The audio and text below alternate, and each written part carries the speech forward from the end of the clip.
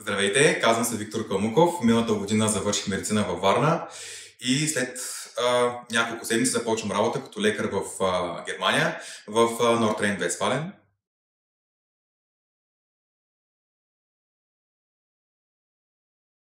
Като бях четвърти курс, някъде тогава се породи в мен интерес да отида да работя като лекар в Германия. Съответно започнах да търся различни фирми, посредници за този процес, при което първата ми среща с подобна фирма беше в един голям хотел във Варна, където всъщност станах с много лошо впечатление, защото ми се стори, че хората са много некомпетентни и не могат да отговорят адекватно на нито един от моите въпроси, което ми направи лошо впечатление, разбира се.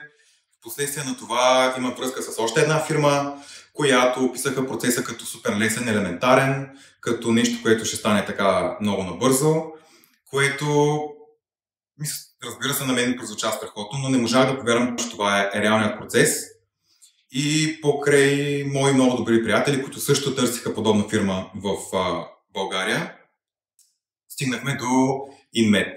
Мисля, че лятото между пети и шести курс направихме първото интервю, т.е. първата среща с InMed, като тогава този офис, в който сме сега в момента, току-що беше отворен, мисля, че не така беше. Да, добре. И всъщност имахме голям късмет да оцелим в офиса и Елица, и Румен. И първото впечатление беше наистина страхотно. Наистина страхотно. Отделиха ни, тъй като ние бяхме 3 човека на тази първа среща, отделиха ни страшно много време, мисля, че над 2 часа и половина, в които изключително подробно ни отговориха на всички въпроси. И всъщност още тогава и тримата си казахме, че това е фирмата, с която ще работим, именно защото можехме да сравним опита, който имаме с предишни разговори с други фирми, които сме правили. Това, което InMed ни впечатли, беше много точно изказаните от тях срокове, кое, кога и как ще се случи, кое може да се забави във времето, кое може да стане по-бързо от очакваното. Усетихме, че не ни лъжат в гледна точка на това дали процесът е лесен или труден. Казаха ни кое е трудно, кое е лесно, кое изисква от нас повече старание и повече енергия, така да кажа. В последствие, след този първи разговор, получихме имейл от InMed, в който всъщност всеки от нас получи персонален план. Като в този персонален план е записано месец по месец какво се очаква от нас да правим като подготовка за целият този процес, което също на мен много ми хареса. Аз обичам някакси нещата да са рамкирани, подредени, да знам какво се очаква от мен, защото пак отново да направя едно сравнение, в другите фирми, при които имахме подобни разговори, просто ни пратиха имейл с фирмения сайт и с линкове на работни места, т.е. линк от болница, която си обявила работното място, където като цяло всеки може да се го намери след 5 минути търсене в интернет. Тоест, никоя фирма друга нямаше такъв разработен план, който да описва целият процес. Това направи огромно впечатление. Освен това, въпросите, които зададохме, и двамата, и Румен и Елица, отговориха изключително компетентно. И още тогава, още тогава си казахме, че това е фирмата и няма много какво да го мислим. И заради това избрахме InMed.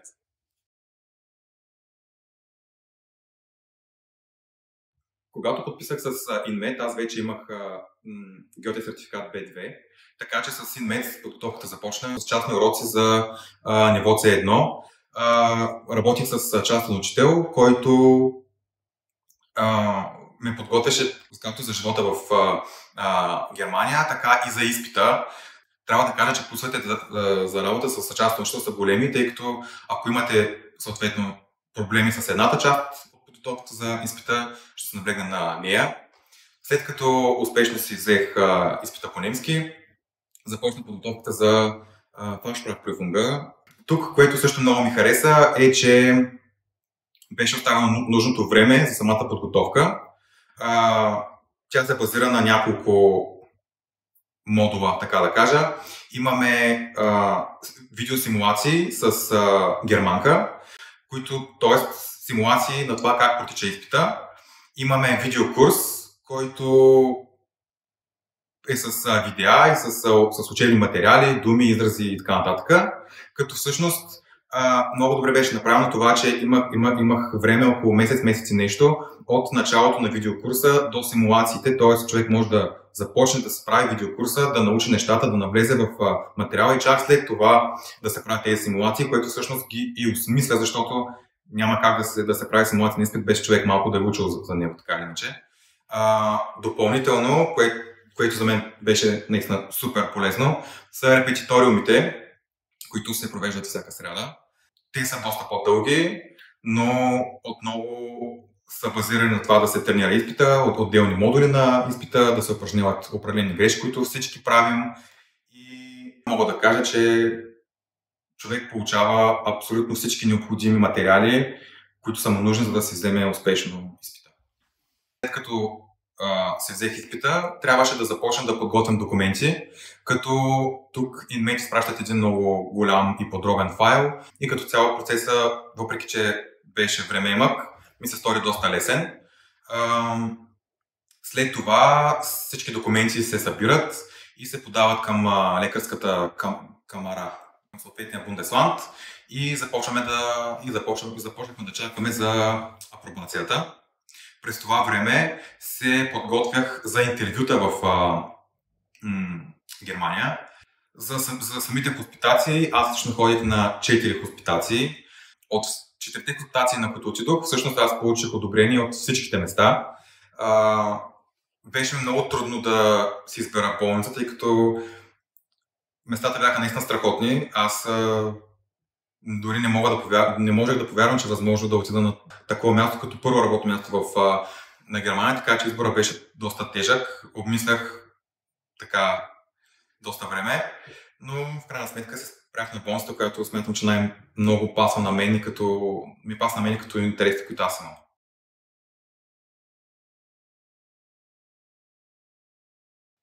След като си избрах болница, започна най-трудният момент за мен, именно търсенето на жилище, като по принцип процеса минава доста по-леко, но при мен мина много тежко, защото не можах да се намеря никакво жилище реално. Абсолютно не можах да получа дори едно одобрение за видеооглед и дори някакъв разговор с собственик на жилище или с брокер. От помощта на Румен, той се свърза с много брокерски агенции и ми осигуриха видеооглед, който също се оказа неуспешен, тъй като са избрали друг кандидат и като цяло няколко седмици преди да замина, аз все още нямах жилище, но в някакъв момент всичко се нареди и ми се намери, всъщност, възможно най-добрия вариант ми се намери, т.е. апартамент, жилище с кухня и баня и напълно мебелиран, който се намира изключително близо до болницата, т.е. накрая имах поне късмет, но всъщност аз в доста голяма част от самото търсене на жилище се чувствах абсолютно безсилен, защото дори не можех да се уредя разговор с брокер или с собственик и затова съм много благодарен, че ми помогнаха по такъв начин.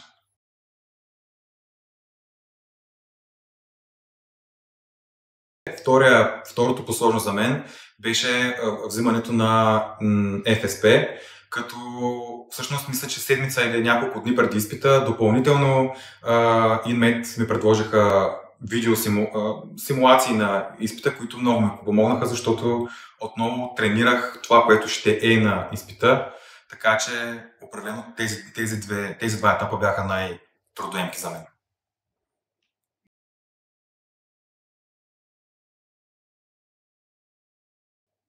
Смятам, че пътя е времеемък и труден, който ви казва, че е лесно, който ви казва, че ще стане супер бързо, че изпитите са много лесни, че всички ги взимат от раз, без никаква подготовка или с минимална подготовка. Това не е така.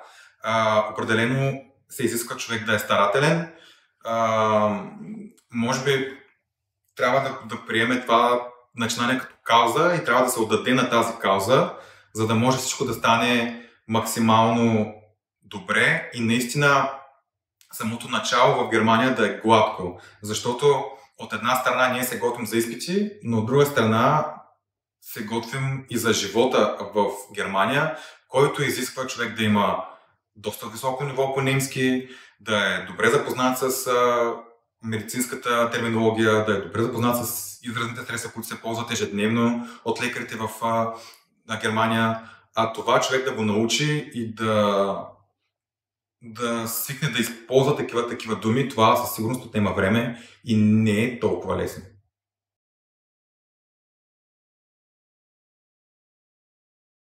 Аз мисля, че без агенция е почти невъзможно, защото има едно клише, което е абсолютно вярно, за немската бюрокрация и за документите, които немците така обичат. И смятам, че без фирма човек не само, че трябва да се готви за самите изпити и за самото заминаване, но и трябва да се учи и да се готви за самите документи, как да ги подаде, къде да ги подаде, какво трябва да пише в тях. Това е нещо, което и МЕД са правили с десетки, ако не и стотици пъти. И за тях този път е оттъпкан и познат и лесен, така че за мен фирма за този процес е задължителна.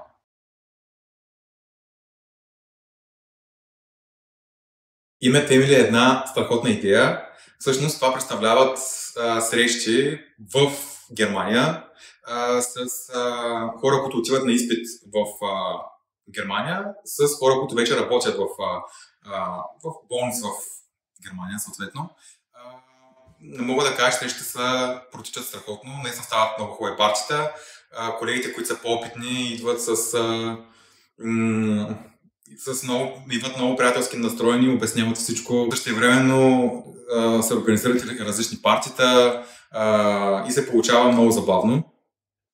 Като цяло е много полезно от това, че човек получава реална автентична информация за живота и работата в Германия от хора, които вече това го правят.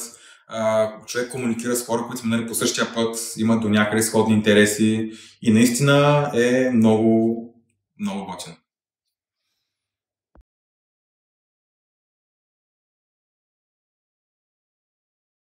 Инмед отпуска стипендия в размер на няколко хиляди евро, която всъщност покрива всички разходи, които вие бихте платили. Тоест, частен учител по немски, всички изпит за C1, изпит за ФСП, видеокурс, подготовка за ФСП, симулации за ФСП, репетиториум, самолетни билети, хотели до Германия за изпити, за хоспитация отново. Аз фактически от моя джоб не съм дал нищо, освен, може би, да си купувам храната, докато съм в Германия.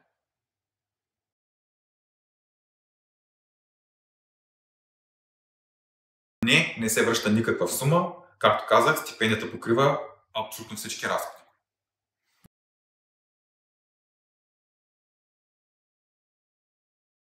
Ако трябва да обобщя, избора на имет е много лесен, когато човек сравни услугата, която получавам в тази фирма, спрямо услугите, които предлагат други фирми.